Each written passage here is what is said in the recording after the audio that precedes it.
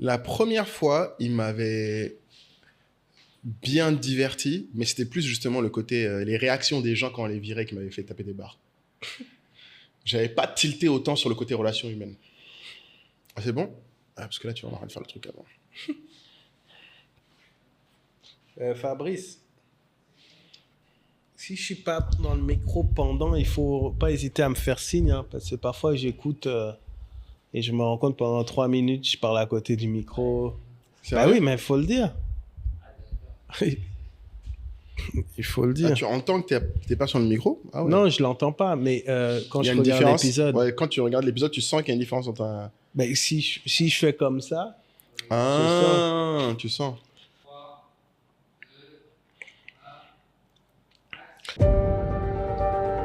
Avec la TX Factory, découvrez un monde de créativité et d'innovation à travers nos réalisations.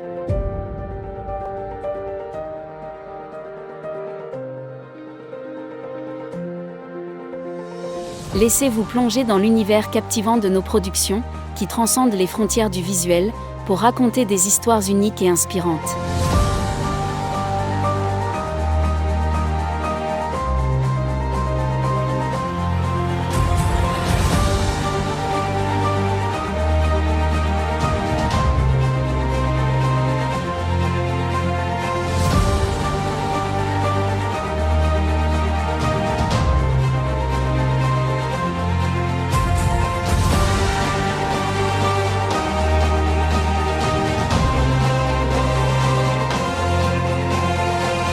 Pour tous vos besoins de production, n'hésitez pas à nous contacter.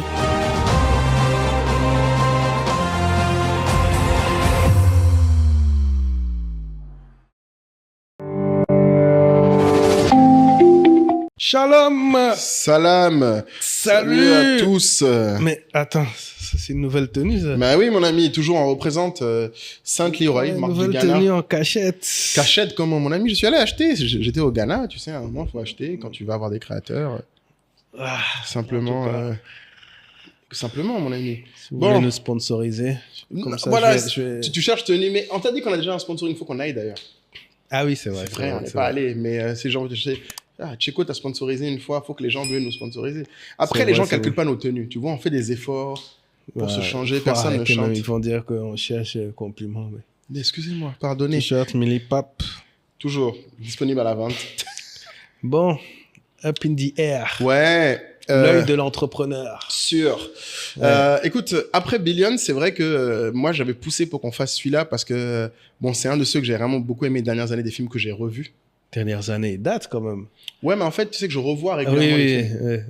Donc, je crois que c'est l'an dernier que je l'ai re-regardé. Je me suis dit, non, c'est quand même un très grand film en termes de message sur l'époque dans laquelle on vit. Et je trouvais que, en tant qu'entrepreneur, il y a quand même des leçons à en tirer. Donc, tout à l'heure, tu me posais la question de est-ce que dès le début, quand j'ai vu le film, j'avais été marqué. Donc, pour ceux qui ne l'ont pas regardé, évidemment, savoir un peu de quoi ça parle. Up in the Air, en fait, c'est un film moi, j'appelle ça les films à 3 niveaux. Avec Mr. George Clooney, the man, George Clooney, le sex symbole. Ben, en fait, ce qui est intéressant, c'est que le premier niveau du film, dans le narratif, c'est que c'est un gars dont le métier est de licencier les gens. Donc, c'est un consultant. Ouais. Voilà, consultant spécialisé dans le licenciement. Il vient, il vire les gens pour les boss. Rien que déjà, ce premier niveau de narratif, pour moi, est incroyable. Parce que ça montre à quel point c'est l'une des parties les plus dures du métier de manager. Parce que je pense pas que dans la vraie vie, ça existe tellement des gens. C'est ce que j'allais dire, mais je sais même pas si ça existe, cette prestation. Alors, c'est une prestation qui est possible quand tu fais des licenciements en masse. C'est ça qui est expliqué dans le film. Ah oui, d'accord, oui. C'est pas quand tu vires une personne. Oui, c'est quand tu as un plan de licenciement. Exactement, ouais. Un plan social. Mais normalement, et ce qui est terrible dans ce film, par contre, là, je crois que c'est pas très réel, c'est que normalement, tu peux pas non plus, parce que dans le film, les managers sont même pas là quand ils virent les gens. Ouais. C'est vraiment... Après, il faut garder en tête que les États-Unis, c'est très différent. Ah oui, il n'y a pas de règles. En termes de droit social. Il n'y a pas de règles. Parce que t'es plus protégé en Côte d'Ivoire que... Et en France, c'est clair. Aux États-Unis, on peut te virer du jour au lendemain et il n'y a pas de préavis, pas de truc. Tu te casses. Tu ramasses, comme ils disent, leur carton, là, Ouais. et tu te dégages. Ouais. Non, il faut insister parce qu'on voit ça dans les films. On se dit que c'est cliché, que c'est pour le film. Mais en fait, ça existe vraiment. Oui. Moi, je connais des gens qui travaillent dans les salles de marché à Londres. Ouais. Mais ça arrive le matin, ils voient un cadenas sur leur ordinateur. Tchuy! Ah ouais? Cadenas sur l'ordinateur. Oui, parce qu'en fait, à partir du moment où t'es viré... Ouais, on veut plus que tu aies accès aux accès. T'as plus accès aux données. Donc, tu disais à 3 niveaux. Ça, c'est le premier niveau. Ouais. Je pense qu'il faut qu'on discute quand même longuement parce que pour moi, ça remet au centre la question ressources humaines et surtout l'une des parties les plus dures du métier d'entrepreneur et de manager dont on ne parle pas, c'est savoir virer. Parce que c'est ça, en fait, une des grosses difficultés. Le deuxième niveau, je trouve, d'analyse, c'est que le titre du film Up in the Air, c'est que le mec, il passe tout son temps dans l'avion. Ouais, oui, parce qu'il voyage au travers des États-Unis. Ouais. Et pour son boulot. Ouais. Voilà, donc pour la team Promador, c'est le Promador ultime. Bon, c'est que des petites villes aux US, donc c'est pas très glamour. Ouais. C'est pas les grands voyages sur les belles îles, etc. Ouais. Mais de ce niveau de narratif, ce que j'aime beaucoup, c'est la leçon et pour quelqu'un qui se pose la question de l'importance d'avoir un chez-soi. Parce que lui, il n'a pas de chez lui. En fait, même chez lui, c'est vide, il y a rien. T'as toute une scène où on explique qu'en fait, il n'a pas de chez lui. Il voit même pas quasiment sa famille. Tu vois, il n'a pas de chez lui. Ça, c'est le deuxième niveau de, je pense, d'analyse. Et le troisième niveau, bon, bah, c'est le niveau que beaucoup de gens retiennent, c'est les histoires d'amour dedans.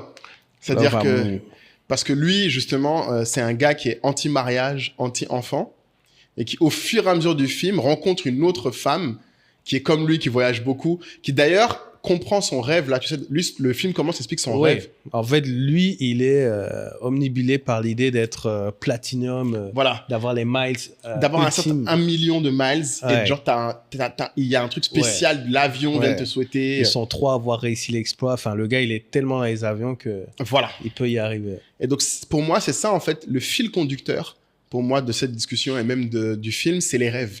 Parce qu'en fait, tout le film tourne autour des rêves des gens. Donc, les rêves que lui, il a, versus le rêve que... Parce qu'en fait, l'histoire, c'est on lui colle une jeune. C'est ça, c'est l'élément bouleversant. Tu as une jeune sortie d'université, brillante, et qui vient avec son idée révolutionnaire. C'est qu'en fait, plus besoin d'envoyer des consultants prendre l'avion. On peut faire ces sessions de... trucs. Zoom. Par Zoom. Voilà. On peut expliquer aux gens qui sont licenciés, qu'ils ont perdu leur job, juste par Zoom. Ouais. Et donc, l'alliance... L'alliance un peu forcée. Voilà, un peu forcée entre le bon vieux consultant qui a ses habitudes de voyager partout. Exact. Et cette jeune... voilà. Et je pense, ce qui se passe, c'est qu'il y a une démo au départ. Et donc, il lui explique pourquoi il est convaincu que ça peut pas marcher comme ça à distance, parce que ça reste des êtres humains. Donc, on voit que c'est lui qui commence à dire, mais attends, c'est pas humain de faire ça. Exactement, alors que c'est son métier. Alors que lui-même, ce qu'il faisait, c'est son métier. Voilà, le trouvait déjà pas humain. Donc, c'est cette nouvelle technologie qui trouve ça encore plus froid. Ouais. Et donc, il décide. Et surtout parce que l'idée, c'est encore une fois d'optimiser les coûts. Et c'est la même chose à chaque fois. C'est toujours ça. Toutes les révolutions passent par là. Et là, on est au cœur de la révolution numérique. Et du coup, ils partent ensemble parce qu'il veut lui montrer, en fait, c'est quoi le métier. C'est quoi le métier. Ouais. C'est ce que le gars lui dit qu'elle n'a qu'à faire avec lui. Le boss dit, bon, allez-y. Comme ça, tu lui montres le terrain. Voilà. Et puis, vous venez me faire votre conclusion. La conclusion. Et ce qui était super intéressant, je trouve, moi, dans le film, évidemment, on a sélectionné quelques petits extraits qu'on va mettre. Nouveauté, selon l'entrepreneur maintenant, vu que YouTube n'aime pas trop qu'on mette les passages déjà de films ou de séries, vous retrouverez les passages et les extraits dont on parle sur notre compte Instagram. On va les poster en story. Ouais. Comme ça, vous pourrez les retrouver là-bas. En story, non. On peut les mettre en post. Ils vont pas nous... Instagram aussi n'aime pas ça. Hein, oui, mais en story, et les gens qui regardent l'épisode 2 jours après.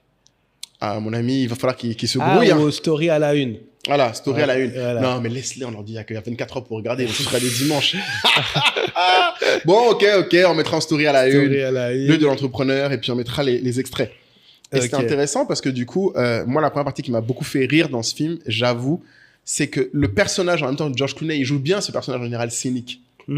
Un peu pince sans rire. Ouais. Le premier moment qui m'a fait éclater de rire, c'est le passage là que j'ai mis où justement, il explique avec l'expérience derrière qui il faut se mettre dans les files d'attente de l'aéroport. Ouais, surtout quand il y a... on a tous ce moment ultra lourd. Voilà. Où on doit tous enlever nos vestes, nos sacs, vider nos sacs pour passer. Ouais. Et t'as toujours, en fait, le sentiment d'être dans la mauvaise file, d'être dans la file.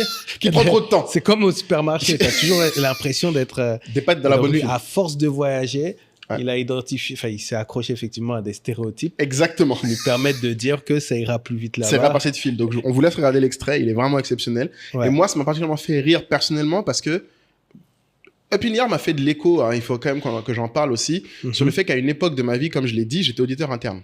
Ça veut dire que tous les mois, pendant 3 semaines, j'étais dans un pays différent du monde. Je revenais, je faisais 2 semaines à Paris et après, je repartais 3 semaines encore.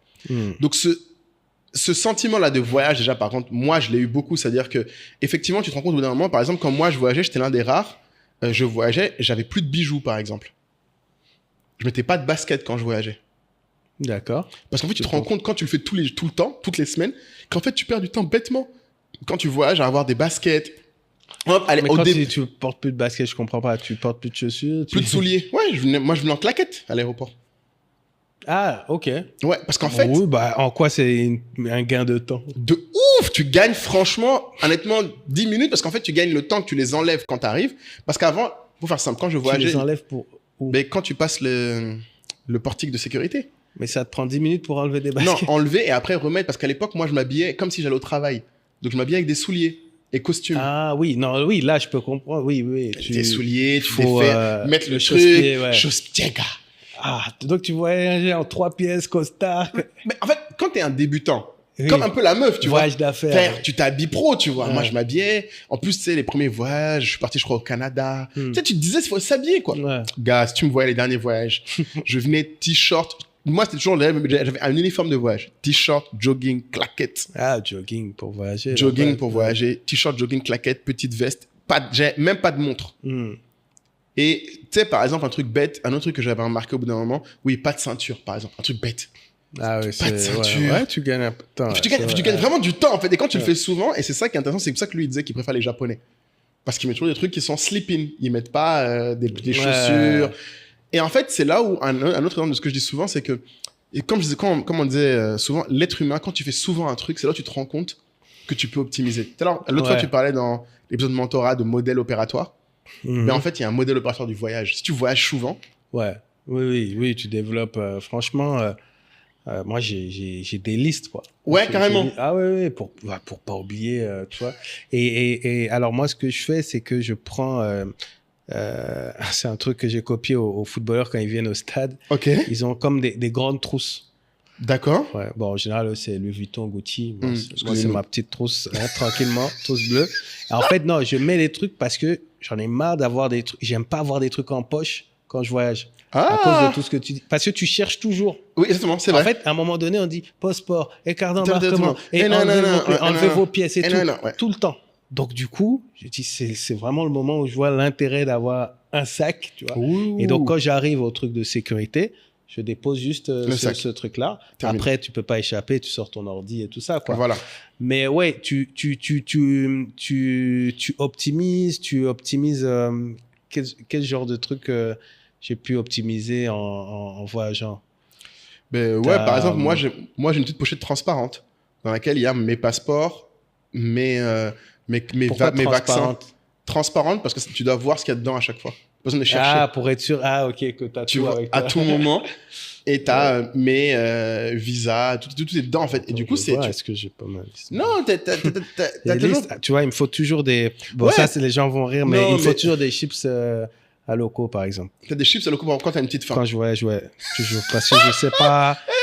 Si on va nous dire d'attendre, de machin, je sais pas. T'as des petites chips mais au cas où ça me rassure mentalement. Chips à locaux.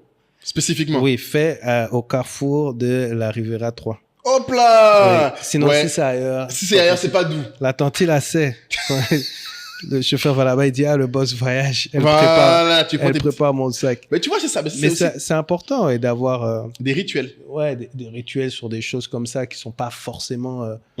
Tu vois, c'est pas forcément tout le temps un plaisir de voyager. Donc, ouais, voilà. Mais ça peut te rendre l'expérience complètement différente. Ouais. Et moi, c'est ça que je dis souvent, c'est que si tu fais quelque chose assez souvent, bon, après, l'équivalent, c'est le Miracle Morning dont beaucoup de gens parlent. Oui. Mais en fait, si tu fais quelque chose suffisamment souvent, il faut commencer à avoir des rituels. Et je trouve que c'est malheureusement un truc qui est un peu sous-coté, je sais pas, les rituels. C'est vu comme étant un peu psychorigide. Je sais pas comment tu vois. D'ailleurs, dans le film, la meuf le regarde comme si c'est un fou au début. Oui, c'est ça. Mais après, elle voit bien qu'elle passe avant tout le monde. Et voilà. Et même sa valise, à un moment, il lui dit ouvre ta valise. Il y avait plein de trucs qui servent à rien. Il disait non mais tu n'auras pas besoin de ça, tu vas rien faire avec ça. Et tu voyais que effectivement, c'est vu comme étant quelqu'un de psychorigide quand tu fais ça. Mais toi, par contre, l'expérience, comme tu dis, avoir tes petites chips d'Aloco, quand les gens sont là en panique, j'ai faim, je sais pas ce que je vais faire. Toi, t'es serein, tu sors ton truc, tac. T'es à l'aise. Ou le change, ou comme toi, tu détestes attendre les bagages quand t'as. Oui, à Abidjan, jamais. Ouais, donc depuis que tu as trouvé le service là qui te permet d'amener les bagages chez toi, changement de vie. C'est 2 heures précises. Tu me disais quoi? C'était quoi ta règle? Si je peux gagner 30 minutes et que ça coûte 80 €, je sais pas quoi. Oui, j'ai mon taux horaire. Moi, mon taux horaire, c'est 80 € minimum. C'est-à-dire que toute chose qui me coûte moins 80 €, qui me fait gagner plus de 30 minutes, je prends. C'est simple. Donc, si vous avez un business... Voilà. Moi, c'est ça qu'il faut me vendre. Et donc, du coup, leur truc, il coûte 40 000. Pour 40 000, tu gagnes 2 heures d'attente potentiellement parce qu'en fait, t'attends pas les valises. Et surtout, c'est 2 heures précieuses. Parce que quand tu rentres tard le soir, c'est 2 heures où tu peux rentrer chez toi, manger, prendre ta douche. Tu peux, tu sais, déjà décompresser et les valises arrivent. Alors qu'en fait, si tu fais pas ça, tu dois attendre les valises, t'es là.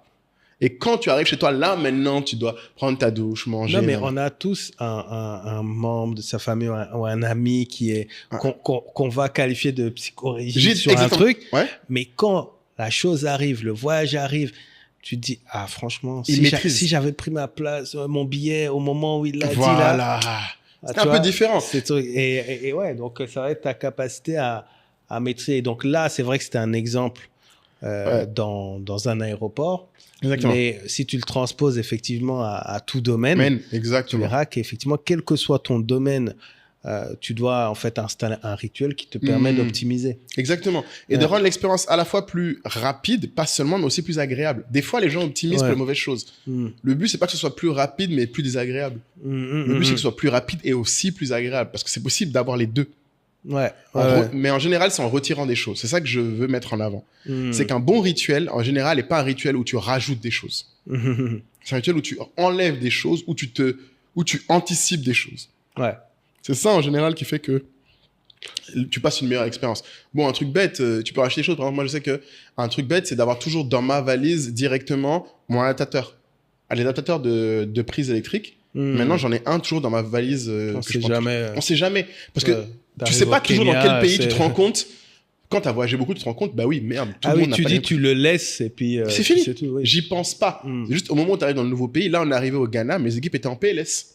Parce qu'au Ghana, même si c'est à 1 heure à côté, leur prix, c'est des prises anglaises. Donc, tout s'est sauvé. Et le truc terrible, c'est que tu te dis, c'est pas si grave. Oui. Mais tu arrives dans le pays. Ouais. Et c'est désagréable de passer 1h30 à trouver le bon adaptateur. Le bon adaptateur, t'es en galère. Parce qu'en plus, t'arrives le soir, il y a personne qui vend ça. T'es en galère, tu te dis, mais en fait, mon téléphone, je dois le charger. Et c'est comme ce qu'on disait dans le programme S'installer en Côte d'Ivoire. Oui. C'est quand vous arrivez à l'aéroport, de grâce, faites du change là. Merci. Payez votre SIM ici. Payez la SIM, exactement. Faites en même temps, parce que ça doit être votre rituel. Exactement. Parce que si tu rentres à la ville et puis tu commences à chercher des solutions à un truc que tu aurais pu régler en 2 minutes. C'est toujours plus compliqué après. Mais du coup, est-ce que tu dirais que sur cette histoire de rituel, par exemple, si on sort du Miracle Morning, le moment où tu commences ta journée de travail, est-ce que ça commence toujours de la même manière? Qui ça? Moi, oui. Quand tu ouvres ton ordi, c'est toujours la même chose? Oui. Alors, en fait, ce que j'ai fait, moi, c'est qu'en général, j'essaye de prioriser la première chose, comme on a dit, la Eat the Frog. Donc, en fait, le matin, quand j'ouvre mon ordi, le premier truc que je vois, là, c'est mon... quand j'ouvre Google Chrome, en fait, tu as une page qui te dit c'est quoi ta priorité du jour. Ok, mais qui l'a inscrit? Non, c'est toi qui l'as rempli. C'est un truc qui la te veille. dit... Ouais, c'est un prompt. Non, c'est un prompt qui te dit bonjour, ta journée commence, quelle est ta priorité aujourd'hui? T'es juste écrit. Il te le demande. Ouais. Ah, ok. Et après quoi, il va te le rappeler? À la fin de la journée, il te dit est-ce que tu as pu faire ta priorité? D'accord. Mais dès le matin, tu sais quelle est ta priorité ou tu l'as préparé la veille? Tu l'as préparé la veille. En général, moi, je prépare la semaine avant. Parce que moi, c'est la semaine qui est plutôt saccadée. Comme tu sais, il y a des fois on tourne, il y a des fois on fait ci. Donc moi, je sais chaque jour de la semaine, il y a un truc qui est essentiel. Et un truc, je me dis, ce serait bien de closer ça. Ok.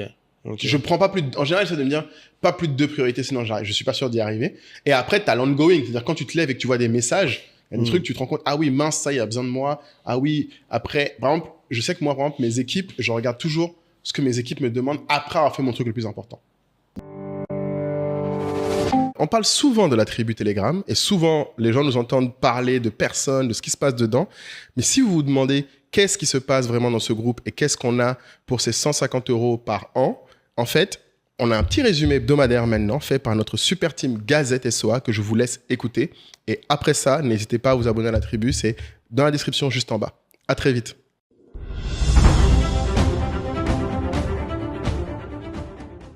Hello! Cette semaine dans Inside et sur la Tribe, nous avons reçu Afou Touré qui nous montre une nouvelle fois que Sky is the limit. Dans la rubrique Open Discussion, 2 débats. Comment s'imposer au milieu professionnel quand on est en minorité et solopreneur, comment recruter son premier employé. Dans la rubrique Chérie Scaring, nous avons appris comment épargner malgré les sollicitations financières et comment fonctionne la plus grosse plateforme de réservation en ligne des billets d'avion moins chers. Notre Congosa Business a été consacré à Philippe Simon avec sa chaîne YouTube qui dépasse enfin la barre du 1 million de followers. Encore bravo à lui. Dans la rubrique Projet personnel, nous avons Moutera Bikrou qui est en ce moment à Abidjan pour le salon de l'orientation 2024, Charles qui nous présente un épisode de son podcast sur la préparation mentale et Marc qui recrute en ce moment un ingénieur senior dans l'automatisation. Dans les projets collectifs, on n'oublie pas le challenge 100 jours pour mettre en place une habitude qui est toujours en place et qui se termine le 8 octobre. Et enfin, je vous laisse découvrir l'image, le meet-up qui a eu lieu à Cotonou. On souhaite un joyeux Aquaba cette semaine à Penda, Patrick, Anaïs et Astrid. Cette semaine, 2 profils très intéressants. Prince, notre béninois qui joue un rôle clé dans la lutte contre le terrorisme, et Nora, notre sénégalaise, qui organise des super retraites pour rebooster les mamans. N'oubliez pas, chaque semaine, de nouvelles opportunités pour grandir ensemble.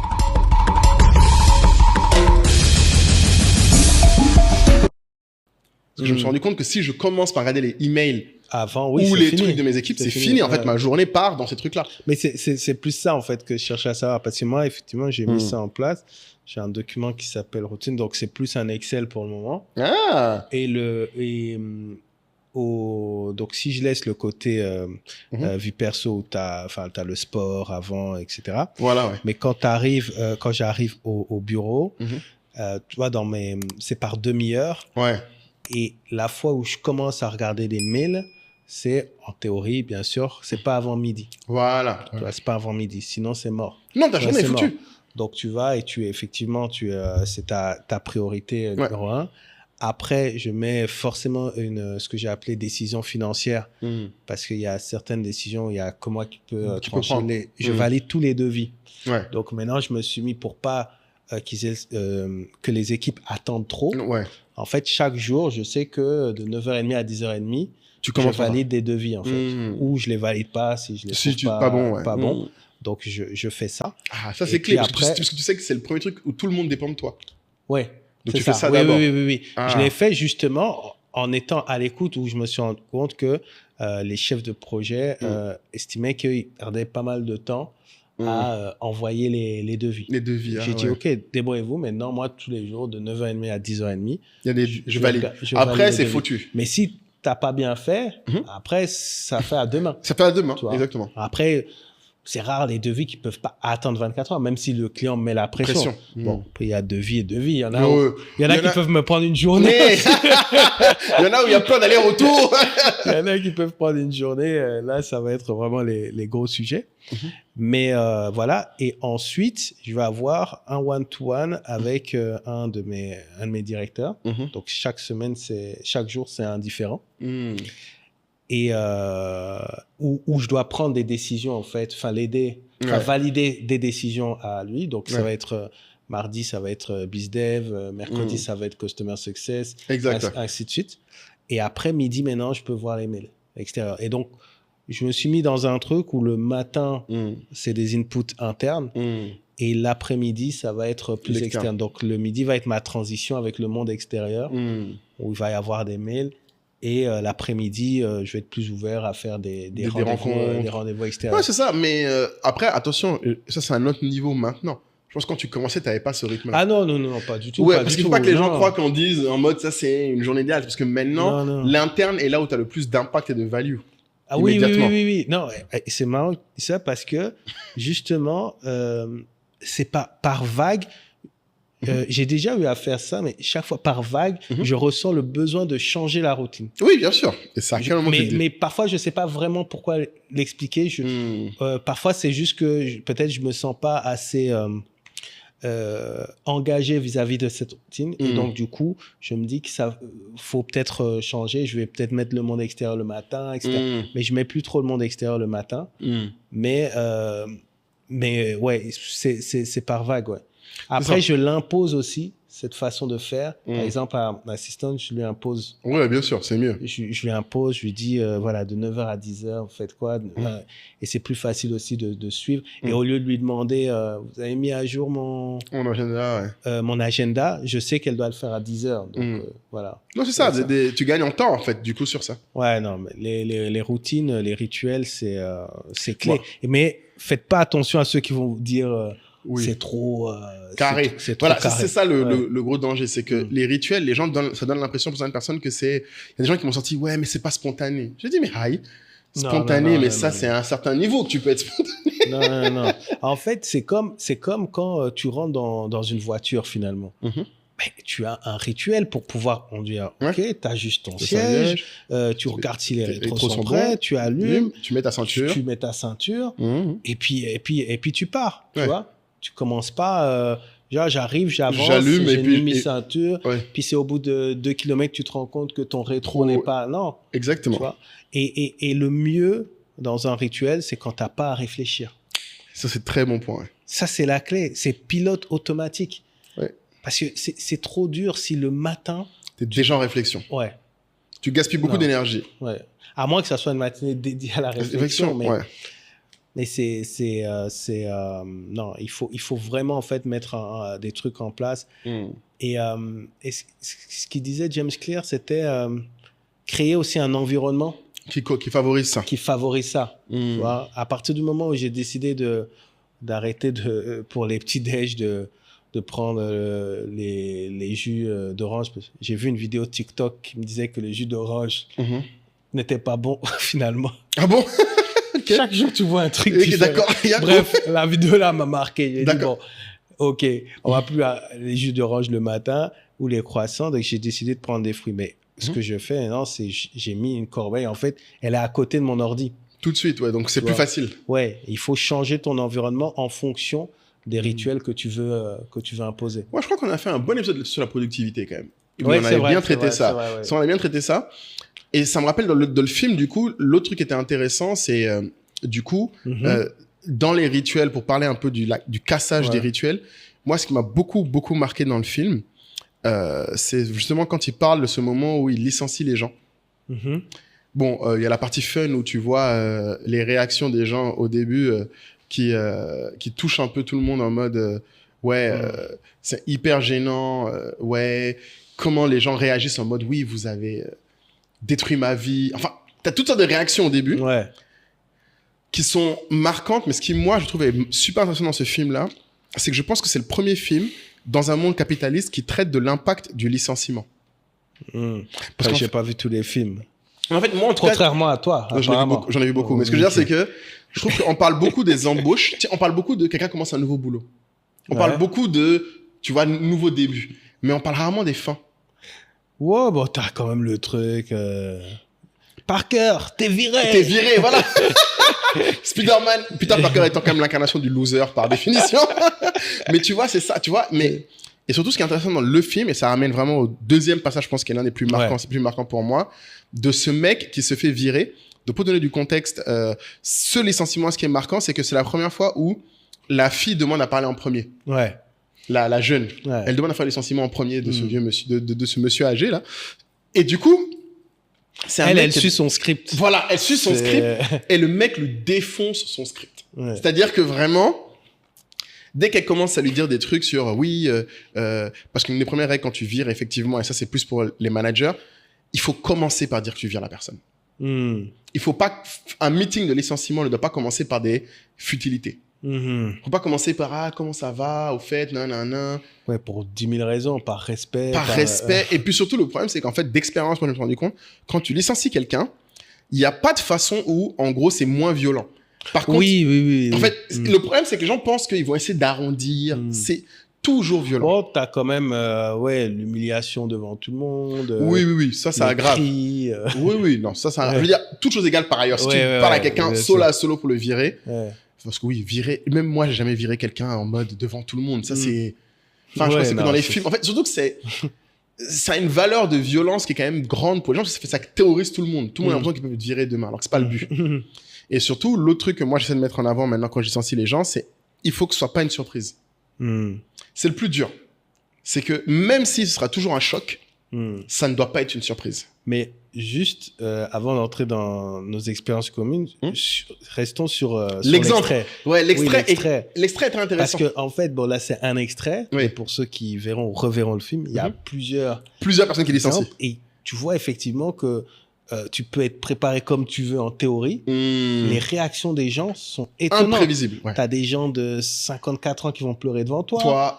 D'autres qui vont parler de suicide. Ouais.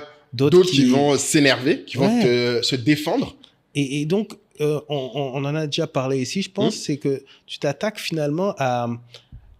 pour certains, leur boulot, c'est leur personnalité. C'est leur vie, c'est eux. C'est leur vie. C'est qui ils sont. Ouais. Et c'est là où, dans le film, tu vois la différence entre l'expérimenté qui a, donc George Clooney, qui a rencontré beaucoup de personnes et qui il va un peu leur ouvrir les yeux sur le fait qu'il n'y a pas que le boulot. Ouais. Alors que elle était sur un truc purement mathématique, scientifique, etc. Et elle occultait, en fait, cet aspect-là. Oui. Et donc, elle a mal au ventre de voir les trucs. Et donc, il est chaque fois obligé de lui dire... de reprendre parfois le relais. Le relais, exactement. Et c'est pas il faut pas être insensible pour faire ça. Ouais. Au contraire, c'est ça qui est intéressant dans ce film. Et surtout, ce passage-là, ce qui était intéressant, c'est que il a prêté à l'attention à la personne. Parce que le but du licenciement pour eux, c'est que l'information passe. Ouais. Et qu'elle reste. C'est ça le danger, parce que c'est comme une mini-mort. Tu peux tourner autour et puis au final, on n'a pas bien compris. On n'a pas bien compris. Et c'est ça le plus dangereux, c'est que c'est une mini-mort, le licenciement. Et je le dis sans exagérer. Moi qui ai déjà été licencié, je sais pas si tu as déjà été viré. Non. Voilà. Moi, ce que je dis souvent aux gens, c'est une expérience unique dans ta vie que de se faire virer. Parce que c'est une petite mort. C'est vraiment une petite mort de qui tu es, de comment tu te vois, de tes plans futurs aussi. Toute ta vie est remise en question parce qu'on te dit t'es viré. Et moi, quand ça m'est arrivé, un truc que j'ai remarqué aussi, c'est tu passes par les mêmes étapes, tu sais, les 5 étapes du deuil que quelqu'un qui perd un membre de sa famille ou qui a fait un décès. Au début, le premier truc, c'est tu n'y crois pas. Ouais. Denial. Déni, Tu dénies. En fait, quand on te vire, d'abord, tu nies. Après, tu t'énerves. Après, tu négocies, bargaining. Après, tu déprimes. Et c'est que après que tu acceptes. Après, il y a des gens qui font les 5 étapes en 5 minutes. Ouais, d'autres en 2 ans. En 2 ans, exactement. Le gros problème, et c'est là où ça devient intéressant dans ce film-là qui est intéressant, c'est que lui, sa méthode, c'est vraiment d'essayer d'amener les gens le plus vite possible à l'acceptance. À l'acceptance. Ouais. Aller vraiment... Parce que le problème, c'est que si tu fais pas ça, tu peux rester au stade du déni et la personne va revenir après en disant « je veux pas être viré, t'as pas le droit, nan. » Et si... Alors qu'en fait, ça c'est un truc par contre qui est triste, quand quelqu'un te licencie, à ce moment-là, en général, tu peux rien faire. Il y a plus rien à faire. Je connais personne qui voulait licencier et parce que quelqu'un a fait quelque chose, finalement, a dit non, je te garde. Ouais.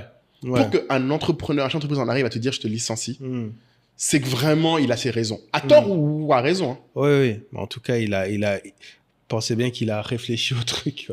À tort ou à raison. Ouais. Donc, c'est pour ça que je trouvais ça intéressant, c'est qu'il a quand même dit, et surtout, c'est là où on revient sur le thème, je pense qu'il traverse les 3 dimensions, c'est les rêves. Et ce qui m'a marqué aussi dans ce passage-là, c'est qu'il a remarqué que ce gars-là qui licencie a pris ce boulot au début et en fait, par défaut. Et c'est devenu lui. Voilà, il s'est enfermé dedans. Et là, il arrive à trouver effectivement le petit truc. Et qui lui dit, à la base, t'es un mec qui aime la cuisine. Ouais, rappelle-toi, à la base. Et le gars, il dit de quoi tu parles. Lui-même avait oublié. Exactement, t'as raison. Il avait oublié. Et c'est là où la self-awareness est super importante. Et je pense encore qu'on revient dessus, c'est que c'est pas parce que vous êtes dans un boulot aujourd'hui que c'est toujours le bon boulot pour vous demain. Et c'est une question, je pense que trop peu de gens se posent. Parce que des fois, on prend des décisions sur des moments. Je pense que lui, c'était parce que quand il est sorti du collège, en gros, le gars, ses enfants sont nés. Donc, il a dû prendre un boulot pour nourrir sa famille. Ses petits boulots de serveur dans un resto ne suffisaient plus. Ouais. Donc, il a pris ce qui était là.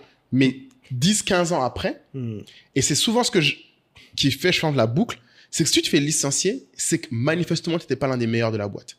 Enfin, c'est triste, hein. Même moi qui me suis fait virer, c'est très dur d'accepter, mais c'est assez rare que tu te fasses licencier alors que tu étais bon.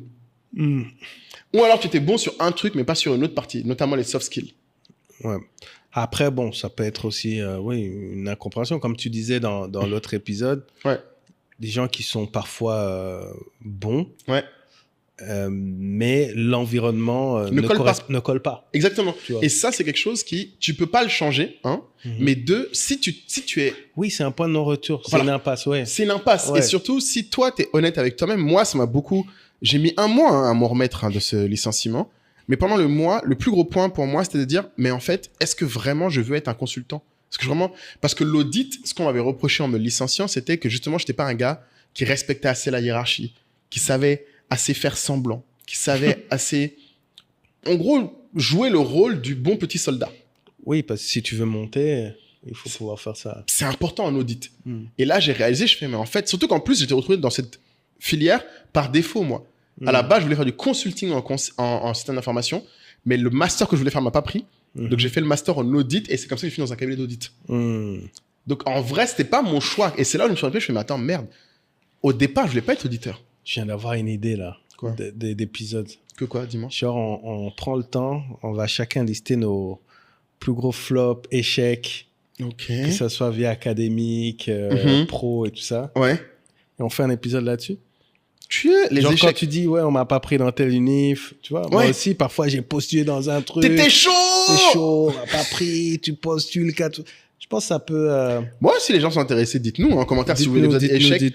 Mais c'est important parce qu'en fait, ce qui se passe, c'est que le licenciement est nécessairement vécu comme un échec, mais c'est aussi une opportunité de se remettre en cause. Et de se remettre en question de, est-ce que je suis vraiment dans le bon truc?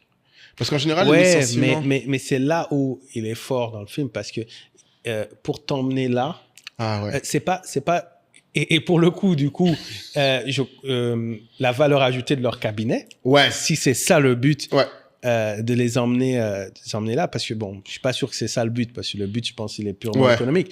Mais ce que je veux dire, c'est que pour un manager ou un dirigeant, c'est extrêmement dur d'emmener la personne sur... tu vois, si tu sors la phrase du style, mais je pense que si tu regardes bien les choses, c'est une opportunité. Pour toi. Mais tu te fous de ma gueule, c'est toi qui me dis. C'est ça, tu vois. Donc, et peut-être que ton message est bon, mais tu n'es peut-être pas la bonne personne. Pour le donner, exactement. Pour le donner.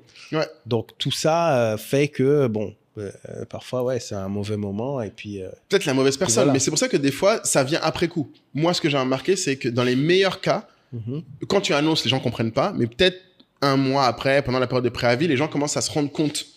Et eux-mêmes, quand ils commencent à se poser... Parce qu'en fait, des fois, c'est des gens qui n'ont jamais répondu à leur question de leur futur. Pareil, ils n'ont jamais vraiment réfléchi à leur plan. Ils sont dans ce boulot, ils se voient rester dedans éternellement. Et en fait, c'est là où, quand le choc arrive, après, des fois, ils se font « Ah, mais en fait, t'avais raison. » Enfin, ils vont pas dire « T'avais raison de me virer », mais ils vont reconnaître qu'en fait, peut-être que je faisais pas les efforts ou j'arrivais pas à être d'une certaine manière parce que c'est pas moi. C'est pas ce que je veux. Et c'est triste. Moi, ce que je souhaite à beaucoup, c'est de faire ce travail-là avant d'être viré. En fait, ce serait bien quand tu sens que t'es pas dans les top performeurs d'une boîte. Parce qu'en général, je pense que on sait tous à peu près si on est au top ou non dans une boîte. Ça... Objectivement. Je pense que c'est dur à accepter, mais je pense que tout le monde, si on te demande, tu sais si t'es un... Quoique, tu sais, moi, quand je fais des évaluations... Oui, les gens se gourrent toujours. Je demande de s'auto-évaluer. Parfois, tu as des très grosses écarts. différences. Oui. Très gros écarts. Donc, ça, c'est frappant. Mais justement, pour moi, c'est un red flag. Exactement. Si les gens ne voient même pas qu'ils sont à l'ouest, là, il y a un problème. Ouais, il y a un problème, tu vois. Il y a un vrai problème. Mais après, pas oublier que dans des pays aussi où tu as un taux de chômage élevé, où il n'y a pas énormément de boulot, les gens vont s'accrocher, même si ça fait pas partie de leur plan. Ouais. Bah, ils vont s'accrocher comme ils peuvent, tu vois. Ouais. Dans certains cas, c'est des questions de survie. Donc, ouais. ça aussi, ça joue. Mais de l'autre côté, bah, le dirigeant, il peut pas faire fi de tous ces éléments-là. Et surtout, ce qui est terrible, c'est comme tu dis, des éléments de survie. Le problème, c'est comme tu dis, moi, je ne crois pas que quelqu'un, en s'accrochant, reste longtemps dans un boulot. En fait, je trouve la vie capitalistique tellement difficile que quand tu es dans un truc où t'es pas bien, en fait, quelque part, ça pète. Tu vois, en fait, il y a très peu de chances que, comme tu dis, quelqu'un reste dans un boulot qu'il n'aime pas ou il n'est pas bon et qu'il soit quand même épanoui. En fait, il va se faire... Enfin, tu sais, tu vas te faire embrouiller par ton boss régulièrement. Tu vas être régulièrement mal à l'aise. Je sais pas comment expliquer. Après, comme tu dis, peut-être que les gens n'ont jamais même connu une autre façon de travailler. Peut-être que pour eux, le boulot, c'est toujours les engueulades, toujours on m'insulte, toujours... Et c'est là où ça devient pénible. Mais si, en tout cas, tu es dans cette situation, moi, j'invite les gens à se poser la question parce que le meilleur moment, c'est un peu comme tout. Hein, c'est le meilleur moment pour se préparer à un changement comme ça, c'est avant d'être viré. Si pendant que tu te rends compte que tu ne performes pas bien, tu commences à te dire où est-ce que je pourrais être, que tu commences à faire des formations, même, je sais pas, je vais donner un exemple bête, tu commences à lancer un side business, comme les gens aiment dire que je suis anti-side business, mais que tu lances un side business parce que tu te rends compte que c'est ce qui te plaît. Je préfère que tu fasses ça pour préparer ta transition que d'attendre qu'on te vire à ce moment-là pour te rendre compte qu'en fait, merde, je ne sais pas ce que je veux faire. Tu vois, je reconnais l'intérêt de l'exploration par le side business sur ça au moins. Et ce que moi, je dis souvent aux gens, c'est qu'en fait, ton side business, si tu pouvais, est-ce que tu ferais ça à plein temps? Oui, bah là, oui, tu reconnais side business quand ça fait partie d'un plan. Ouais. Mais tu disais tout à l'heure, puis je t'ai coupé, c'est que justement, c'est tellement désagréable que toi, non, ce que tu recommandes et ce qu'on recommande tous, c'est de faire en sorte d'avoir un système qui fait que le jour où c'est la réunion pour annoncer à quelqu'un que la personne doit partir, la personne soit le moins surpris possible. Exactement. Le moins, mais c'est toujours... Oui, ça reste... c'est toujours un choc. Il n'y a pas de scénario où tu... Ben, en fait, idéalement, bon, c'est vraiment beaucoup lu sur le sujet du licenciement. Il y a deux choses dans le licenciement. Normalement, déjà, ça ne doit jamais être quelqu'un d'autre que le manager de la personne qui le licencie. Ça, c'est une première règle. Ne serait-ce que parce qu'en fait, si c'est pas ça, si par exemple, beaucoup de boîtes font un truc où c'est les RH qui licencient, ça crée toujours des frictions. Parce que entre la personne, les RH et le manager, parce que si c'est le RH qui te licencie en tant qu'employé, tu as toujours l'impression que le RH ne sait pas de quoi il parle. Attends, quand tu dis, tu veux dire qui prend la décision de? Non, qui annonce. Qui annonce. Oui. Ok. La décision peut être prise au-dessus de toi, mais celui qui annonce doit être celui qui bosse avec la personne. Moi, par exemple, ce qui m'a beaucoup fait mal dans mon licenciement, c'est que c'était pas le manager avec qui j'ai bossé. C'était un associé à qui j'ai jamais parlé, qui m'a viré. Et ça crée un sentiment de frustration parce qu'en fait, tu te dis, mais tu sais même pas qui je suis en fait. Pourquoi tu me vires? Tu vois, et ça rajoute à la douleur existentielle je suis déjà viré. En plus, le gars qui m'a viré, c'est... Justement, et je dis très certainement que tu vas pas commencer à essayer de trop parler. Voilà, c'est ça l'idée.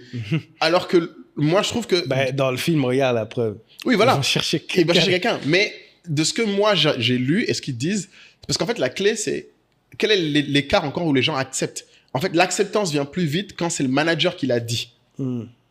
Parce que en fait, tu sais que c'est réel. C'est avec lui que tu bossais tous les jours. Moi, après, je suis allé voir le manager, je me demande, mais qu'est-ce qui s'est passé? Pourquoi? En fait, tu es encore dans une situation de négociation assez vite. Parce que tu te dis, mais c'est pas lui qui m'a dit, peut-être qu'il y a un moyen, peut-être qu'il y a un problème, peut-être que c'est l'autre qui m'aime pas. Oui, mais du coup, là, tu viens sur une question de culture. Ça veut dire, est-ce que ça va être important pour toi que les gens qui quittent le navire puissent avoir des outils pour entrer rapidement dans cette phase d'acceptation? Ou est-ce que ça va pas être important? Moi, ce que je pense qui rend le truc important, mais après, c'est un truc indirect et ça a de la valeur.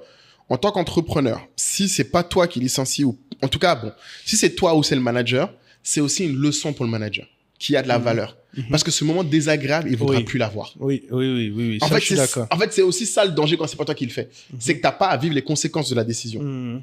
Et surtout, tu n'as pas à vivre les conséquences du manque d'anticipation. Moi, ce que j'ai remarqué, c'est quand ce n'était pas les managers, en fait, ils continuaient à laisser jusqu'au moment où c'est quelqu'un d'au-dessus qui devait virer.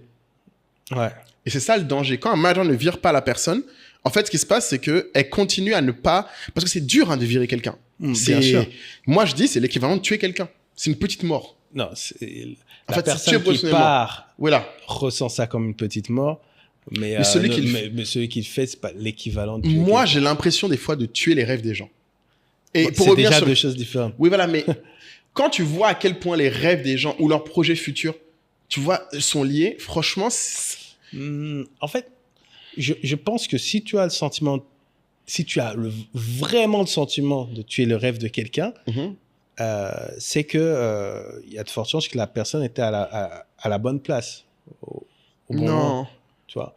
Parce que moi, en général, je vais pas avoir le sentiment de tuer le rêve de la personne, parce que si justement elle aime pas trop, ça matche pas, c'est que je ne pense pas que foncièrement. Ah non, mais son rêve perso, pas son rêve pro. En fait, la vie, surtout en Afrique, les gens, j'ai l'impression qu'en fait, je détruis leur statut. Ouais. Leur vie perso. En fait, c'est plus ça qui me fait mal, en fait. C'est même pas leur pro, parce qu'en général, quand ça arrive, oui, les gens, je pense que, en fait, ou ils trouveront ailleurs, ou en fait, ils vont même trouver quelque chose qui colle plus. 90% du temps, c'est je me dis, ils sont pas collés. Mais par contre, comme tu as dit, en Afrique, j'ai vraiment l'impression que c'est comme si tu as quelqu'un qui est sur un radeau au bord de l'eau et je viens, je l'éjecte à coups de pied du radeau. Quelle que soit la gentillesse avec laquelle je le fais, j'ai l'impression de les balancer à la mer. Mais après, parce que je l'ai vécu. Donc moi, à chaque fois que je le fais, je me rappelle comment je me sentais après. Parce que moi, quand ça m'est arrivé, je te dis, j'ai l'impression que ma vie était finie. Genre vraiment, j'étais en mode, mais attends, moi, Moulay Tabouré, avec ma grande bouche, là, j'ai fait Dauphine pour me faire virer de mon premier boulot. Je venais d'acheter une voiture. Un bon Africain. Un bon Africain dont je n'avais pas les moyens. Et je t'aurais me dire, mais qu'est-ce que je vais dire à ma mère? Moi, c'est ça mon sujet. Qu'est-ce que je vais dire à ma mère? J'avais fait le man en mode, j'ai plus besoin que m'aider depuis 2 ans, je suis maintenant indépendant.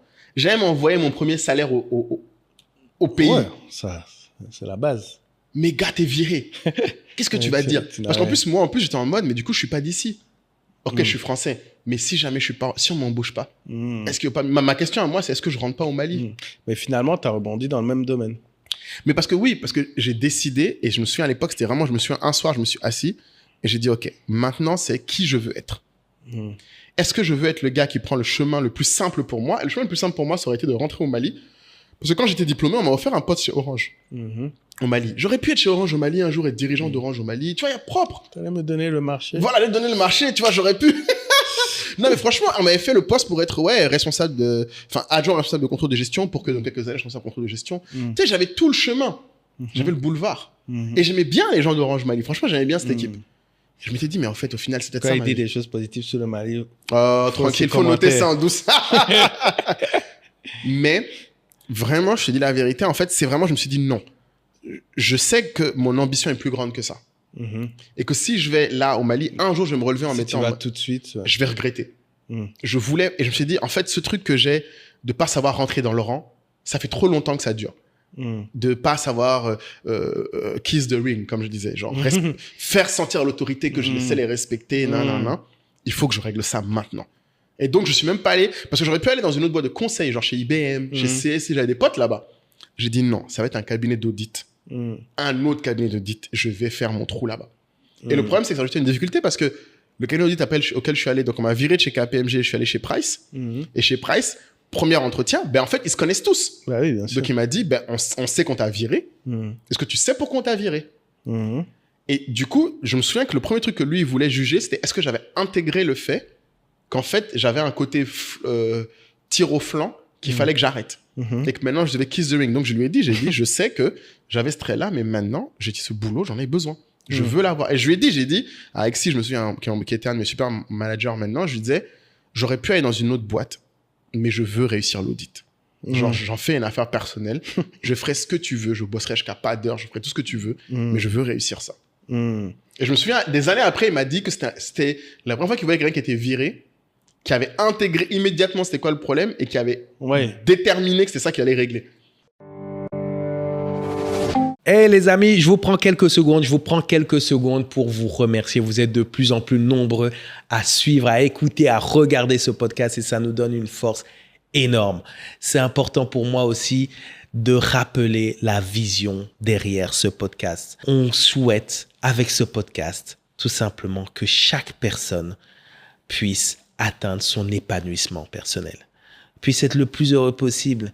Et ça passe, nous pensons, par le développement d'une culture business. Parce que vous soyez cadre dirigeant, entrepreneur, employé, étudiant, au chômage, vous avez besoin de développer votre culture business pour passer un palier dans votre chemin de vie. Et ce qu'on propose, c'est d'aller encore plus loin. Aller plus loin que regarder le podcast. Pour ceux qui veulent aller plus loin, nous avons mis en place la communauté Telegram. La communauté Telegram, c'est aujourd'hui maintenant 400 membres.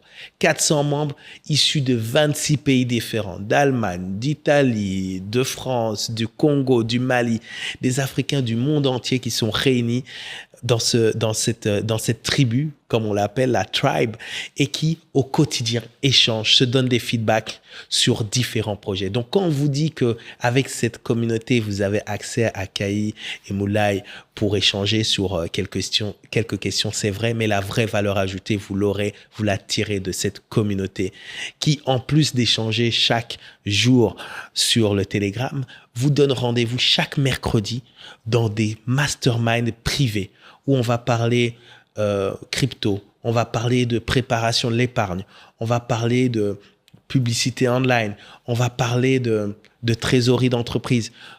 Autant de sujets techniques portés par des membres de la communauté experts dans leur domaine. Vous ne voudrez vraiment pas manquer ces rendez-vous.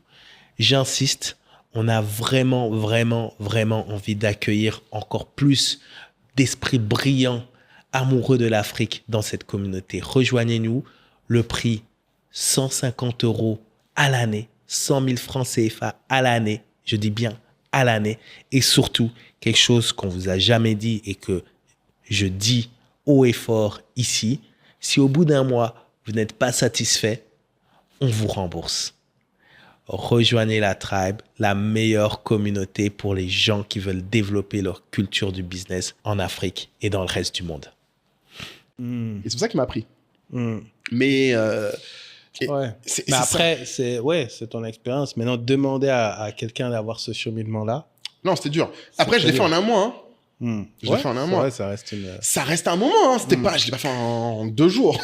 Mais ce que je recommande, c'est, en tout cas, dès que tu as tes évaluations annuelles, vraiment, il faut se poser la question du futur et du présent. Et surtout sur les évaluations annuelles, il faut poser les bonnes questions. Ça, c'est dur aussi, tu vois. Tu ramènes parce que tu as énormément d'entretiens.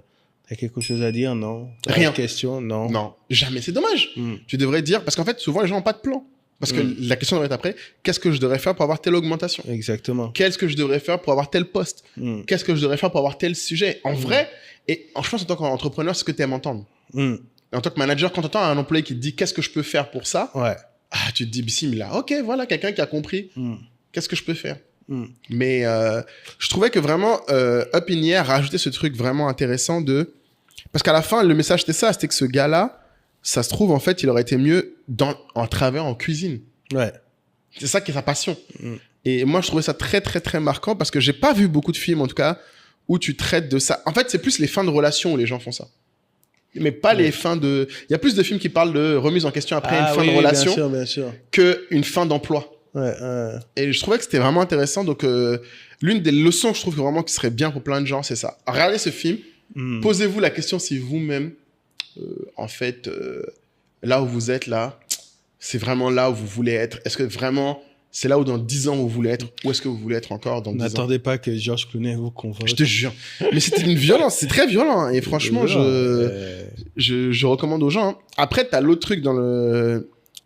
Bon, après, l'autre truc qui est vrai dans ce film, au final, et ce qui est quand même, je pense, la troisième grosse leçon, c'est que les gens changent. Il y a ce qu'on pense qu'on sait de soi-même, et ce qu'en vrai, quand on expérimente, on découvre. Oui, parce que lui, il est le loup solitaire qui voyage aux 4 coins des États-Unis et rencontre cette femme qui est... Je sais pas ce qu'elle fait. Elle aussi, elle est commerciale. Elle est commerciale, mais voilà, donc ils commencent à avoir une aventure ensemble et ils se lient, ils ont le même lifestyle. Voilà. Ils se comprennent.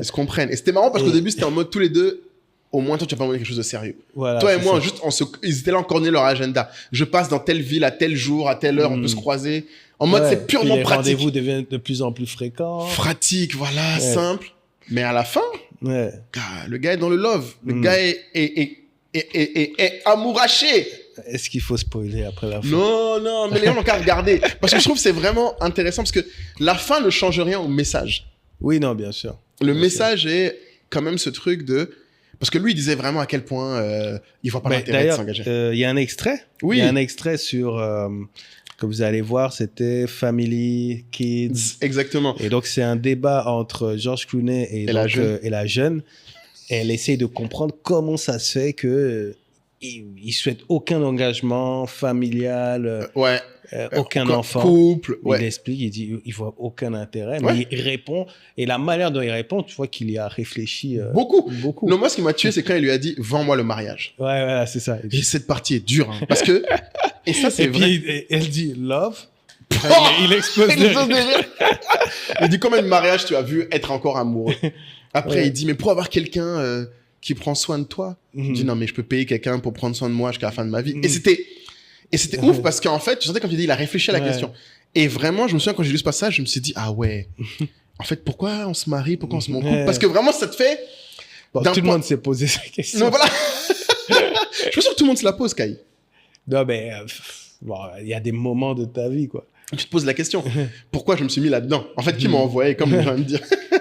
Et je trouvais que ce passage intéressant parce que ça montre aussi que les raisons pour lesquelles tu veux les choses, il faut vraiment que ce soit propre à toi. Je pense que c'est un bel exemple de self-awareness parce que lui, les réponses qu'il donne, c'est très propre à lui. Mais le pire, c'est que oui, le gars disait, il veut pas d'enfant, il veut pas de femme. Mais à la fin du film, tu te rends compte que, en fait, ce serait pas mal si jamais il aurait aimé. Moi, il se dit sûrement en même temps, est-ce que j'ai vraiment essayé? Et puis voilà. Mais, et puis t'as en face de lui la jeune, pleine de rêves. Pleine de rêves. Elle a son boyfriend qui est idéal. Comme Ken de Ken et Barbie, beau statut, et voilà, bon genre. Voilà. Donc pour elle, tout est planifié, bon boulot, et major de promo. Exactement, ça c'est le super passage que j'ai mis. Bon, je pense que toutes les femmes devraient regarder parce que c'est très violent, je trouve, mais très très parlant parce que c'est vraiment deux générations de femmes qui se parlent. Celle qui est jeune. Ah, tu parles de... toi tu parles de l'autre extrait encore. Il y a l'autre extrait, le 4e. Donc le 3e extrait, c'est George Clooney qui parle avec la jeune au final de pourquoi je me marierais, pourquoi je vais avoir des enfants. Et le 4e extrait, que je trouvais fantastique aussi, c'est la jeune qui parle avec la plus âgée, donc qui a genre 40-50 ans, et qui lui... Parce qu'en fait, elle lui dit, mais pourquoi c'était si grave pour toi d'avoir rompu? Parce qu'en fait, c'est juste après. En gros, quand lui lui dit qu'il devrait pas se marier, qu'il n'a pas l'intérêt, après lui avoir expliqué, la go, elle commence à pleurer. Elle pleure parce qu'en fait, elle vient de se faire larguer par son gars. Exactement. Et quand elle vient de se faire larguer, la go lui disait, mais pourquoi tu pensais vraiment que c'était le bon gars? C'est ce que la copine de... Vieille. C'est la vieille, la jeune. C'est deux extrêmes. L'autre n'est pas toute jeune, c'est pas une non plus. J'ai dit la compagne de George Clooney. C'est pas sa compagne. Bon, à ce moment-là du film... Son plein cul. Comment ils disent Mogoupin. Son Mogoupin, exactement. Elle, et la jeune, ce qui est intéressant, c'est que la jeune décrit les raisons pour lesquelles elle pensait que c'était le bon. Et c'est fantastique parce que ce n'est que un truc que font beaucoup de femmes, et je pense beaucoup d'hommes aussi, c'est des checklists. C'est que bien sûr. Il aimait le sport, il avait une belle voiture, il a un chien qu'il aime plus que moi. Enfin, tu sais, des trucs qui... Et tu sens qu'elle a vraiment fait la liste. Oui, c'est une liste. Et maintenant, j'avoue, il y en a un, c'est ce que moi j'ai vu qui est incroyable, que je recommande. J'ai vu dans un truc d'ailleurs musulman, je trouve ça très sympa. Quand vous avez fini de faire votre liste de ce que vous voulez d'un amant, d'un amoureux... Il faut aller au dehors. Non, même pas. Faites la liste de tout ce que vous attendez d'une personne que vous voulez, avec qui vous voulez être. Et après, posez-vous la question, est-ce que vous êtes toutes ces choses? Ah oui, ça, on en avait parlé dans l'épisode couple. Dans l'épisode couple, avec Philippe. Et c'est là où tu vois qu'il y a un gros problème. Mais t'es pas obligé d'être toutes ces choses. Non, mais ce que je veux dire, c'est que l'exercice qui est intéressant là-dedans, et j'avais vu ça dans le... Par exemple, si tu veux t'es plutôt quelqu'un de stressé, t'as le droit de vouloir être avec quelqu'un de calme. Oui, mais le problème, c'est que, encore une fois, la réflexion derrière, c'est pourquoi quelqu'un de calme voudrait être quelqu'un de stressé. Oui, alors en fait, là, c'est encore plus. Voilà, en fait, si jamais tu te dis, moi, je suis pas calme, tu reconnais que je suis pas calme, donc tu es quelqu'un de stressé pour te calmer, la question, c'est pourquoi ne pas essayer de te calmer toi-même, d'apprendre à te calmer. Parce qu'en fait, le point, c'est quelqu'un de calme voudrait être quelqu'un de calme. Enfin, je veux dire, Peut-être pas. T'as des gens qui disent, ouais, je suis un peu trop calme, donc elle me... Elle secoue. Mais ce qui était intéressant, c'est que dans la réflexion, parce que il faudrait que je retrouve, c'est un TikTok d'un, je sais pas si c'est un imam ou un prêcheur musulman. Il disait qu'en fait, en faisant ça, l'autre chose qui a beaucoup de valeur, c'est qu'en fait, tu te rends compte que qui compte le plus, c'est pas ce que la personne est, c'est comment la personne te fait te sentir. Et c'est ce que tu recherches, en fait, dans quelqu'un. Et c'est très propre à toi, du coup. C'est pas des trucs de la société. Par exemple, quand tu dis je veux quelqu'un de grand, c'est un truc de la société qui n'a pas vraiment d'impact sur toi. La question, c'est pourquoi tu es quelqu'un de grand ? Parce que tu vas dire, je vais me mettre des talons et que ça aille bien. Ça, c'est encore basique. Mais le vrai truc, c'est quelqu'un dont tu puisses être fier. Quelqu'un qui peut te mettre en sécurité. Ouais. Et c'est tous ces trucs-là. Oui. Mais ça peut pas être, ça va être sympa sur la photo. Ouais.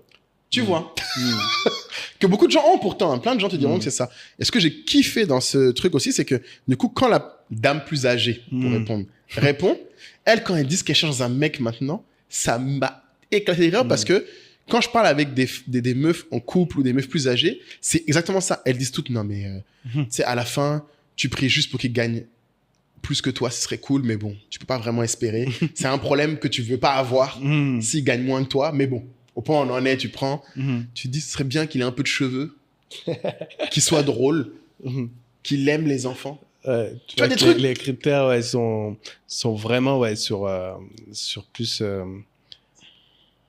comment dire, c'est plus du ressenti que du de truc. En fait, c'est plus des choses stables dans le temps. Amen. Tu vois, c'est pas des trucs que tu veux cocher. Ouais, voilà, c'est pas des choses que tu veux avoir ou posséder. C'est des choses que tu veux ressentir dans la durée. Dans la durée, ouais. Et ça, je pense que c'était un super conseil aussi en termes de rêves, parce que bien sûr, les gens ont des rêves professionnels, mais les rêves personnels des gens, trop souvent, sont des copies de ce que la société leur décrit comme étant l'idéal. Ah oui, ça c'est le truc, c'est les magazines, c'est les séries, les films, justement les films. C'est comme je crois que je suis tombé sur une story de Paola hier, je pense, c'était apparemment c'est Serena ou Vénus qui a trouvé un gars plus jeune. Voilà, c'est ça. C'est beau gosse en plus. Beau gosse. Donc c'est ça, et donc elle disait les gens ils veulent parce qu'on leur a vendu le Black Love, il faut absolument être dans le Black Love. Et puis, faut laisser le Black Love, hein, les gars. Faut trouver ce qui t'arrange. Au détriment de plein d'autres choses qui sont super importantes. Ouais, parce qu'en plus, Vénus, ce qui était intéressant, c'est que Paola disait, Vénus a souvent été critiquée comme sa sœur pour pas être attractive pour les hommes noirs. Elle n'a pas les caractéristiques que les hommes noirs ont tendance à chercher chez une femme. Alors que, en fait, un autre type d'homme la trouverait... C'est comme Venus Williams. Elle est quand même mariée avec Alexis Ohanian, qui est un milliardaire, qui est pas un petit gars. Mais tu regardes, quand Drake est sorti avec Serena pendant un moment, les gens se foutaient de sa gueule. Ah, ça, je sais pas. Je sais pas si tu te souviens de ça. Et les gens disaient, mais qu'est-ce qu'il lui trouve? On dirait un mec. Non. Et c'était terrible parce que Drake, justement... En fait, déjà, moi, Drake sorti avec quelqu'un, ça te paraît bizarre? Oui.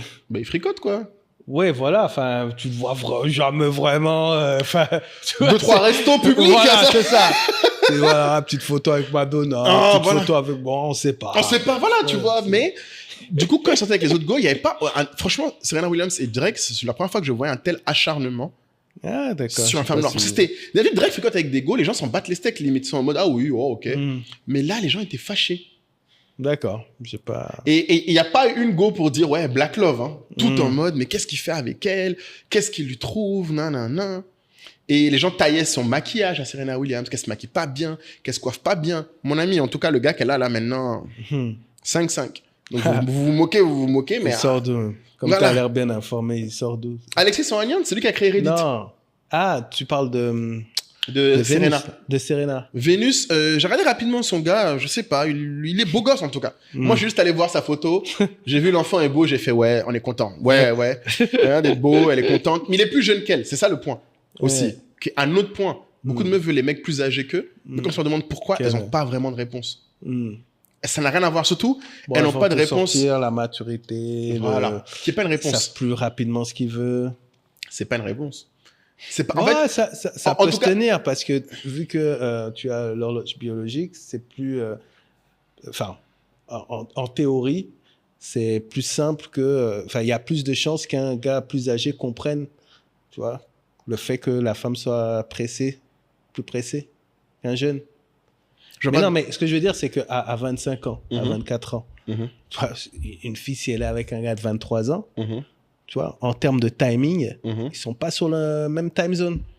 Tu veux dire que la go veut une famille et lui pas de famille, c'est ça que tu veux dire? Je comprends pas. En tout cas, elle voudra plus vite. Oui, ça c'est une autre question. Mais ça veut pas dire que le mec plus âgé le voudra aussi vite. Non, mais t'as plus de chance. Je suis pas sûr, hein. T'as plus de chance avec 32 ans qui soit plus dans une réflexion famille que à 23 ans. Mais enfin, c'est...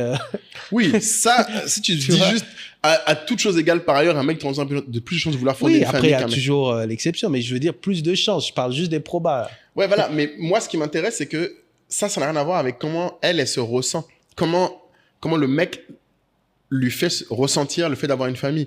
Parce que le fait qu'à 32 ans... Oui, bien sûr, en fait, bien sûr, ça, oui. C'est là le... Ça peut pas être le seul critère, mais ça, on est tous d'accord. Ouais. Mais moi, ça m'avait fait rire parce que dans le film, justement, c'est là où tu voyais que t'as des mecs plus âgés, justement, qui ne veulent pas d'enfants.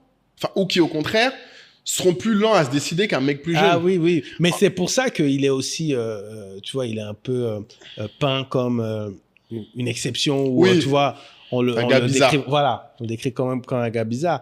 Mais il a ses arguments et il a l'air très bien dans sa peau. Ouais. Jusqu'à ce que...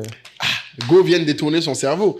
Mais en tout cas, mon film, moi, je l'avais vu au cinéma, je crois, à l'époque. Sérieux? Ouais. Ah, t'étais chaud, toi?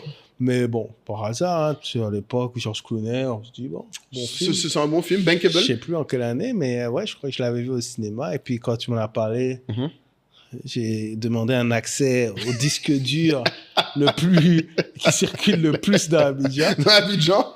J'ai pris mon petit film et puis voilà, quoi. En tout cas, L'œil de l'entrepreneur, toujours intéressant. Mais toi, du coup, toi, t'en avais pensé quoi du film quand tu l'as vu la première fois? T'avais pas... Alors, c'est marrant, vraiment la différence. Tu vois, tu parlais des différents niveaux. J'étais vraiment resté que sur le niveau... licenciement? Ouais, licenciement. Ouais. Le reste, c'était... Et puis, il y a la scène, par contre, avec les Asiatiques qui rangent vite leurs affaires. Celle-là, elle avait marqué... Si, celle-là... Ça a marqué? Ouais. Mais je pense qu'elle avait marqué pas mal de personnes. D'accord, ouais. Tu vois, pourtant, il n'y avait pas les réseaux sociaux, je crois. Non, c'était... Enfin, en tout cas, c'était pas aussi développé qu'à l'époque. Les gens parlaient de ça parce que quand tu vas à l'aéroport, après, maintenant, tu vois bien que les gens, ils se disent, ah, comme dans le film. Comme là, dans le film. Tu vas essayer de repérer la bonne file. La bonne file. Mais à l'époque, c'était le licenciement. Après, je crois vraiment que j'étais étudiant encore. Hein. Ouais, il date, il date. Donc, j'avais pas forcément une... Tu vois, la vision que j'ai aujourd'hui en tant qu'entrepreneur, tu vois. C'est ça. Mais c'est pour ça que je dis souvent aux gens, regardez les bons films. Des fois, je préfère plutôt de regarder une bouse sur Netflix encore, là, comme vous aimez faire. Là. Regardez un bon film. 2009, c'est ça? 2009. Ah, bah oui. Quand même. Ah, ok. 2009, ah ouais, non, c'était la dernière année d'études. Dernière année de master, on était en train de se poser la question de j'ai un boulot. Donc moi, tu vois, à l'époque, je l'ai pas vu. Moi, je l'ai vu tard. Je l'ai vu après commencer à avoir fait mon audit interne où je voyageais tout le temps. Et quelqu'un m'avait fait la remarque quand j'avais dit que je me sentais plus chez moi quand j'arrivais chez moi. Ah oui, à force de voyager. Bah oui, quand t'es jamais là, en fait, chez toi, ça devient un... Je sais pas comment expliquer. Comme un hôtel, quoi. En fait, c'est juste tu passes là et puis tu repars. Mais je t'avoue, en le voyant à l'époque, j'avais du mal à plaindre le gars pour ses voyages. Sérieux? Tu trouves ça trop stylé? Non, en fait, non, je fonctionne pas comme ça. Je fonctionne à ce que la personne a l'air de vivre, a l'air de ressentir. Ouais. Tu vois?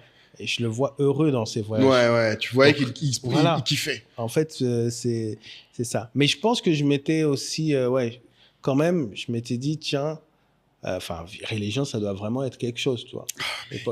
Tu vois, sans me dire que je serais dans une position de... Un jour le faire toi aussi. Non, je pensais pas forcément à ça. Mais comment toi tu le vivais de virer les gens? Parce que moi je sais pas. Comment tu le vis toi de virer les gens? Ah non, mais très mal. Mais je pense qu'on l'a déjà dit, c'est le pire. Ouais, c'est le pire. Non mais les gens, franchement. Moi maintenant j'ai commencé à dire que c'est... Ouais, comme je dis, tu tues un rêve, donc pour moi c'est comme un rite de passage. Mais tu sais, le pire, c'est que la personne en face ne peut pas croire et c'est normal que c'est désagréable pour toi. Mais c'est normal puisque c'est encore plus désagréable pour toi. Ouais, non, c'est clair. Non, donc il y a aucune sympathie là-dedans. Personne n'aura de sympathie pour toi à part un autre entrepreneur qui va te regarder. Ah, Yako, mon frère. Ouais, non. Après, comme tu disais, ça arrive vraiment régulièrement quelques mois après ou quoi, tu discutes avec la personne sans aucun problème. Ouais. Tu vois, quand tu as été dans, comme tu dis, la phase acceptance, et puisque cet épisode lui a permis de débloquer, tu vois. Et puis, comme tu dis, très souvent, c'est même pas une question de perf, c'est parfois, t'es pas au bon endroit, au bon moment. Non, c'est clair. Tu vois. Non, mais tu sais, il y a pas longtemps, j'ai recroisé quelqu'un de KPMG, du coup, Antoine, qui est ici à Abidjan, il bosse à la CIE et tout, hein, quand même, et qui, du coup, quand il m'a vu, il m'a dit, ah ouais, franchement, t'as vraiment bien rebondi. Franchement. Quel Antoine? Jig Benou. Ah ouais, je le connais. Tu le connais? Oui. Ben, c'est l'un des managers qui m'a fait virer. Ah bon? Antoine fait partie des gens qui m'a fait virer. Et Antoine, il est sympa comme tout. Il est sympa comme tout, il n'y a pas de problème. Mais lui... Oui, au système d'information. Ben oui, ben si, on était chez KPMG, il était le manager au-dessus de moi. Enfin, pour sa défense, j'ai été que sur une mission avec lui. Et c'est le seul qui, sur ma mission, m'avait dit, Moulay, ok, moi, ça me dérange pas, mais ta façon désinvolte de faire, là, ça peut déranger les gens. Ouais. Donc après, on a gardé bon contact. Et je l'ai revu à Abidjan, là, quand j'étais avec ma mère en train de déjeuner, il y a peut-être un mois ou deux, il m'a dit, ah, mais t'as bien rebondi, Moulay, nanana. Et tu vois, je lui disais, ouais, franchement, honnêtement, ça m'a servi, tu vois. Il disait, ah, écoute, tout le monde l'a pas vécu comme ça. Bah oui, c'est clair. Et ça m'a servi parce que vraiment... Mais je pense que ça devrait vraiment être un truc dont tu devrais être fier. Être très fier, je pense. D'avoir été viré? Non. Le processus, en fait. Comment tu t'en es servi? Parce que je pense que tout le monde te dit... Toutes les personnes que tu as rencontrées dans ce process-là après disent que ils n'ont pas vu d'autres personnes qui ont réagi comme ça. Ah gars, en tout cas, c'était dur. Hein. Moi, je sais pas comment les gens réagissent, mais en tout cas, si tu as vraiment un peu de self-awareness et que tu es vraiment genre quelqu'un qui a de l'ambition, t'as pas le choix en fait. En fait, c'est tranquillement au soleil de Bamako. Franchement, j'aurais pu aller me la couler. Franchement, mais je pouvais pas accepter une telle défaite. Je vais pas laisser là-dessus. Donc non, en tout cas. En tout cas, qu'est-ce qu'on peut dire comme mot de la fin pour ceux qui sont arrivés jusqu'à la fin de ce bel épisode, qui vont aller regarder Up in the Air? Moi, j'ai un mot en tête comme d'hab, mais bon, je te laisse partir. Avant que tu dises que je t'ai encore mis le mot dans la tête. Tu penses à l'avance. Non, c'est juste pendant qu'on parle, je regarde les mots que j'ai répétés le plus. Ouais, j'avoue, j'y pense pas. De quoi on a parlé plus Qu'est-ce qu'on pourrait dire? On a beaucoup de self-awareness encore. Ouais, c'est clair, c'est la clé. Moi, je remplis le mot rêve. Rêve? Ouais. Parce que... Briseur de rêve. Ben, il y a briseur de rêve, mais il y a aussi le côté... lui-même, il pensait que son rêve, c'était juste d'avoir son truc là. De truc. Et quand il a eu son... Oui, en fait, oui, la recherche d'un idéal, en fait. C'est, finalement... Et si on pourrait poser une question, finalement, à la communauté, c'est est-ce que votre activité actuelle s'inscrit dans votre rêve, dans votre vie rêvée, dans votre vie rêvée, dans votre vie idéale? Est-ce que actuellement vous êtes justement dans le rêve, dans une vraie étape de votre plan, ou bien vous êtes un peu égaré?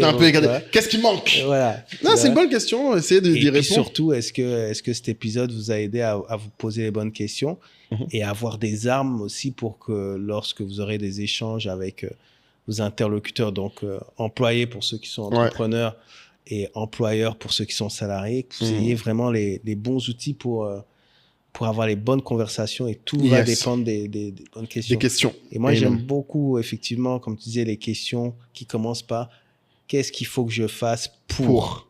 Voilà. Et qu'on soit manager ou employé. Qu'est-ce qu'il faut que je fasse pour que tu aies tous les éléments pour réussir telle mission? Qu'est-ce qu'il faut que je fasse pour obtenir une augmentation ou un changement de poste?